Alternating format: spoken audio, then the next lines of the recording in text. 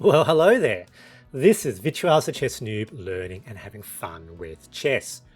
Recently, I've been playing a Team Australia tournament over Easter, and in this game, I played again another clubmate, the Minor Key, and they thrashed me in the first game where they had the white pieces, and they played a very, very strong Italian game.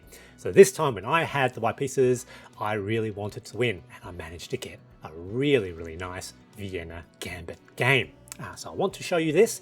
Now this game is also a very good demonstration of the principle that the first priority or the first imperative of chess is king safety. Well, let's see how this expresses itself in this match. I have the white pieces, Vienna Game, e4, e5, knight c3.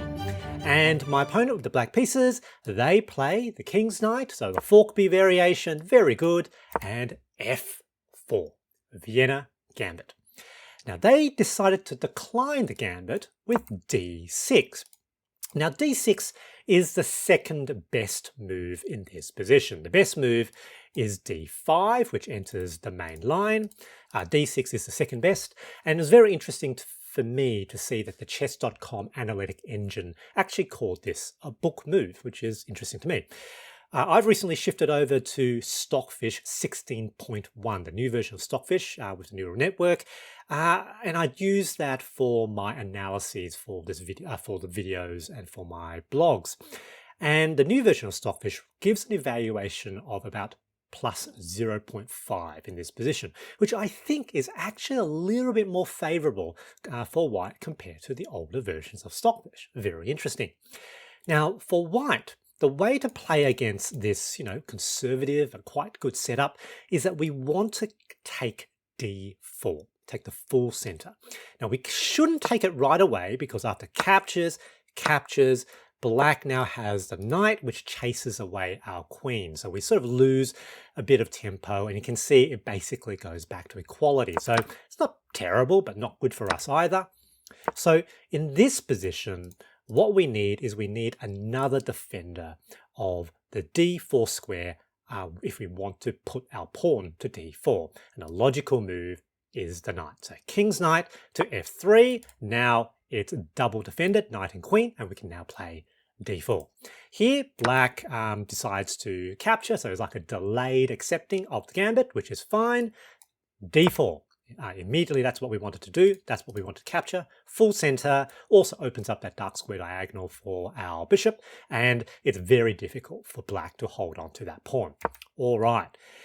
And one of the things about the Vienna Gambit declined d6 is that even though we don't have a killer blow, a killer tactic with the white pieces, a lot of moves like, this bishop move, pinning the knight, seem to make a bit of sense. A lot of these sensible looking moves are suboptimal for black. And as long as we know that for white, we get an accumulation of small gains. And often by the time we reach the middle game, we actually accumulate enough advantage that we've got a winning. Basically, we're winning. So here we can immediately play h3 if we want, which sort of chases away that bishop. However, in this game, I decided to first capture. So let's just develop first. Here, they got a little bit spooked. Remember the other game of the Vienna Gambit where, once again, black decides to defend the g5 square with h6. It's a mistake. It's too slow. Here, I just simply develop my other bishop, almost fully developed now. Here, they develop a knight. Again, seems to make a bit of sense, but it's inaccurate. The bishop to e7 is best. Not the most obvious. This is a very natural looking move, or maybe knight. So this, maybe knight to that square as well. But here again, we're accumulating advantage. We're over +1 now. In fact, I think we're starting to approach almost +2, +3. Now here, in this position, I finally play h3, asking the question, what exactly is that bishop doing here? The best move here for black is they actually can retreat this way. That's probably, a reason why you might play h6. Obviously, you lose tempo doing that, but here they decided to trade the bishop for my knight. So captures, but this is good for me. They lose an active piece, My queen is developed in a place that's fine. You know, it can't really be attacked by any of black's pieces. I'm now fully developed. I can castle either side. And you know, I've got full center, and black is all cramped. These are developed, but you know, they can't really go anywhere. Now, this knight is sort of hemmed in. This knight is hemmed in. I've got a great advantage. And here I think I'm almost approaching +5. So I think around +3, +4 sort of territory. Now, they developed the queen, and I now long castles. And here, black makes a tactical mistake. They've got an opportunity to long castles as well, and that is their best move. Get the king out of the center. I'm poised for an attack. You know, the E file is semi-open.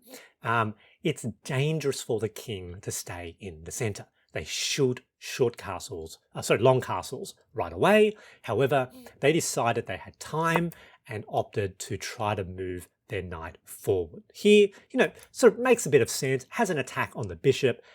And in fact, the next move I play is to move the bishop to b3, you know, 2 squares intervening. That often, again, restrains the movement of their knight. So this attack doesn't really do anything. They really needed to castle their king.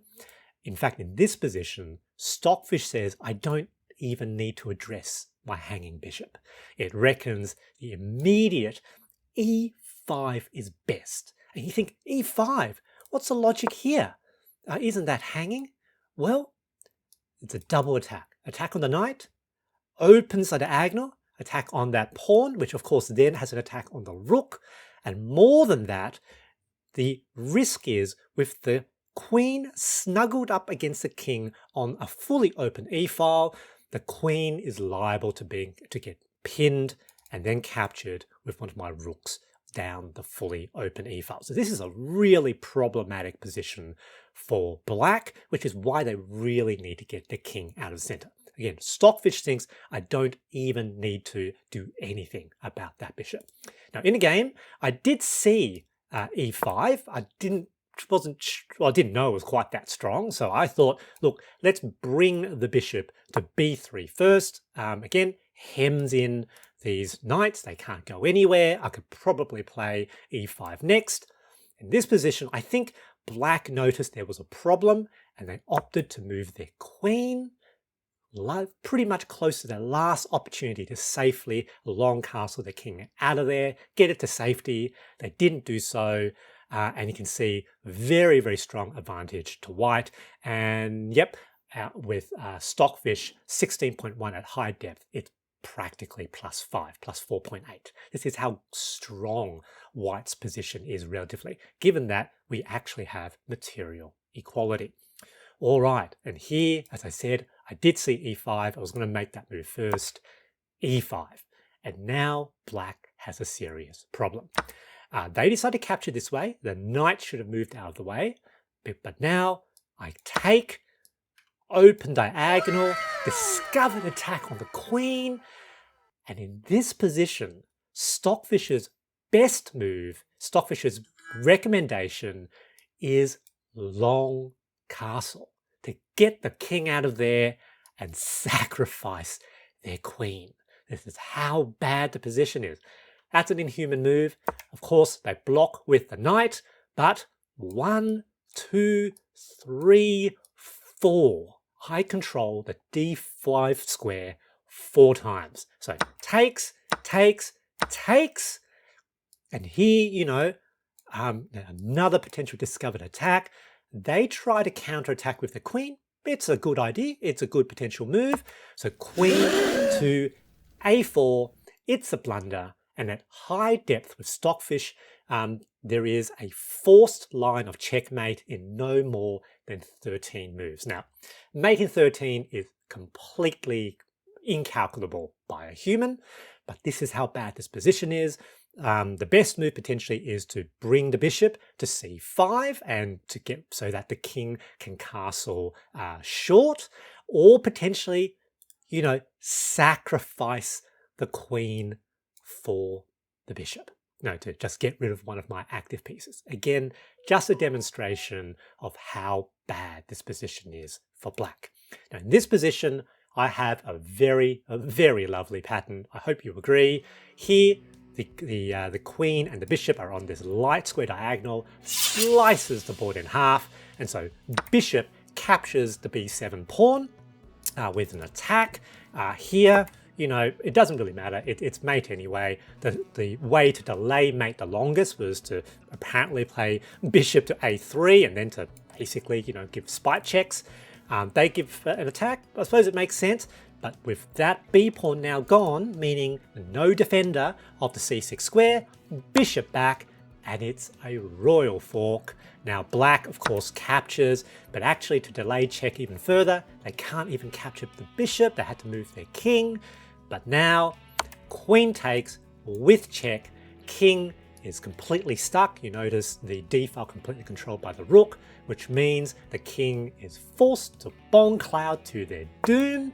King e7, force move, queen d7, mate. Good game, GG. The big takeaway from this game is that the first imperative is king safety. Black's delayed castling of their king in the early middle game was a strategic mistake that ended up losing them the game. I hope you enjoyed this video, and thanks for watching.